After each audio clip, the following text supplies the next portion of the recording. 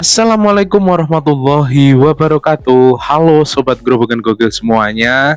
Sehat ya untuk hari ini ya. Nah, inilah momen ketika Adiana Pitupulu dan juga Guntur Romli itu argumennya dipatahkan oleh mantan penyidik KPK yaitu Novel Baswedan, yang dimana Adiana Pitupulu itu ngotot yang dilakukan Harun Masiku itu benar, nggak salah, dan juga Hasto. Sedangkan Guntur Romli berargumen bahwa ditersangkanya Hasto itu ya karena pemecatan Jokowi. Nah, argumen-argumen tersebut langsung dipatahkan oleh Novel Baswedan.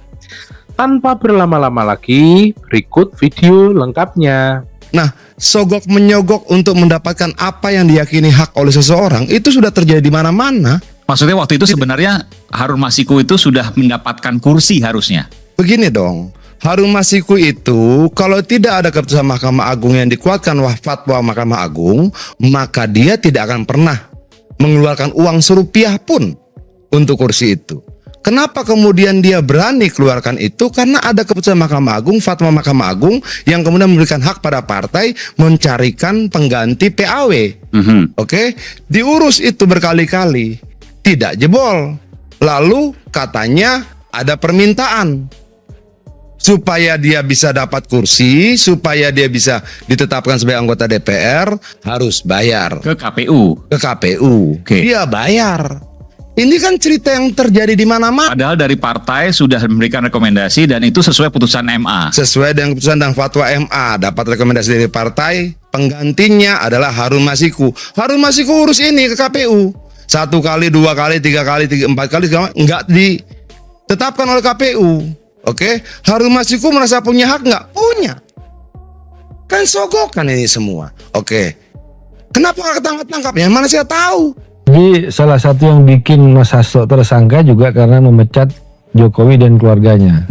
Itu ya. Ancaman itu datang dan Ada itu ya? valid dan sah yang disampaikan kepada Mas Hasto. Jadi valid dan sah. Iya. Yang satu di antara pemicu Hasto Kristianto jadi tersangka karena pemecatan Jokowi pemecatan itu. PDI Itu sah. satu ya. Ya, A1. Dan beberapa waktu yang lalu saya mendengar ya ketika di diskusi di forum di TV ya, Yudi ada kok salah di situ.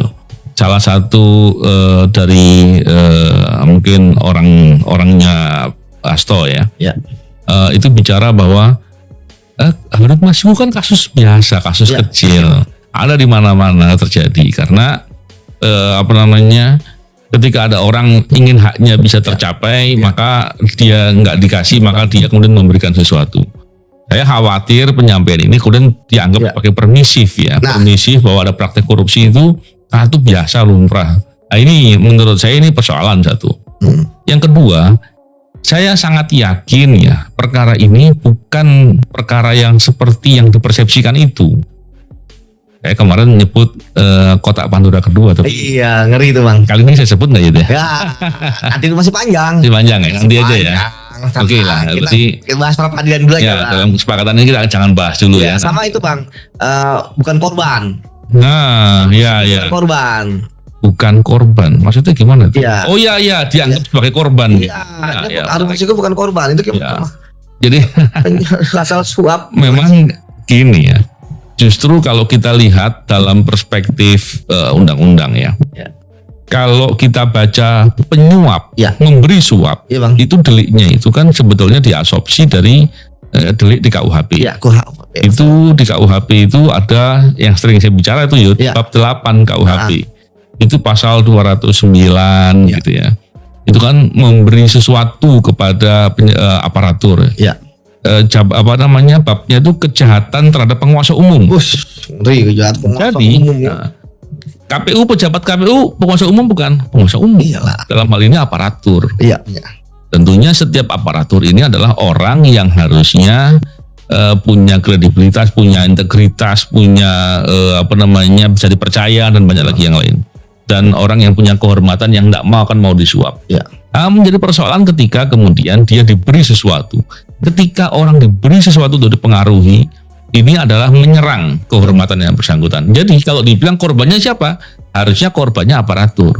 Problemnya adalah aparaturnya mau gitu. Nah, Ketika aparatur mau, dia adalah pelaku kejahatan. Jadi kalau dibilang penyuap itu korban, menurut saya salah gitu. Itu nggak benar. Penyuap adalah pelaku kejahatan.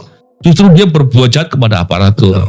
Nah, ternyata aparaturnya berbuat jahat kepada negara. Nah. Kenapa? Negara yang memberikan kewenangan kepada dia. Negara yang meminta kepada dia dengan memberikan sumpah untuk tidak boleh begini, begitu, dan seterusnya. Ini yang gambarannya seperti itu. Tapi yang menarik adalah dipersepsikan bahwa ini ada putusan dari MA gitu ya. Ya. Saya nggak ngerti putusan yang di mana yang dimaksud. Terus ada lagi fatwa atau Ya. pendapat MA ya soal masalah itu.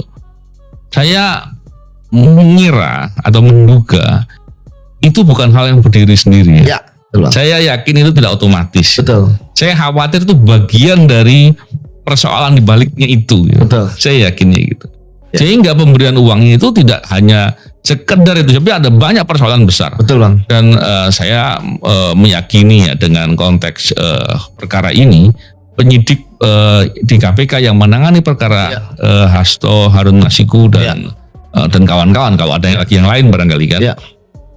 dia akan ungkap itu. Dan itu hal yang bagus. Dan saya kenal betul ya Rosa ya. Rosa saya yakin orangnya nggak baper lah. Hal begini-begini ya nggak. Boleh senyum-senyum aja lihat berita itu. Iya Bang, betul. Tapi yang menarik adalah Ya.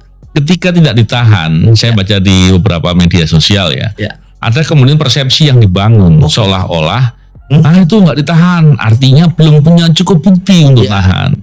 Saya bilang dia nggak baca undang-undang. Ya. KPK itu ketika menetapkan tersangka itu sudah ada syarat alat bukti. Ya, betul Bang.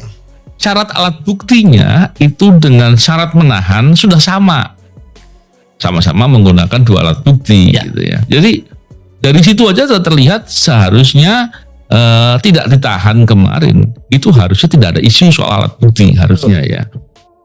Saya juga meyakininya begitu. Tapi ketika dipersepsikan begitu, saya yakin yang bicara ini nggak baca undang-undang KPK ini. Dia menggunakan terminologi umum ya. Terminologi umum ya biasa naik penyidikan memang karena diyakini suatu peristiwa itu adalah tidak pidana, itu saja. Ya. Terus yang kedua, ketika proses penahanan ada syarat alat bukti. Dan kan Yudi tadi sudah bilang bahwa ada syarat formil dan syarat material. Ya. Terus ada hal yang terkait dengan pertimbangan objektif dan subjektif gitu kan. Pertimbangan subjektifnya bisa jadi karena diyakini tidak melarikan diri, tidak mengulangi perbuatan, tidak menghilangkan barang bukti kan itu Ya, harusnya. betul Bang. Menarik sekali kalau melihat perkara ini. Karena ini perkaranya dua. Yang pertama adalah terkait dengan suap, artinya bersama-sama atau menyuruh atau peturut serta dalam suatu peristiwa perbuatan dengan Harun Masiku memberi suap kepada Wahyu Setiawan, Ya, betul ya? Komisioner KPU. Komisioner saat KPU. itu. Dan yang kedua, obstruction of justice.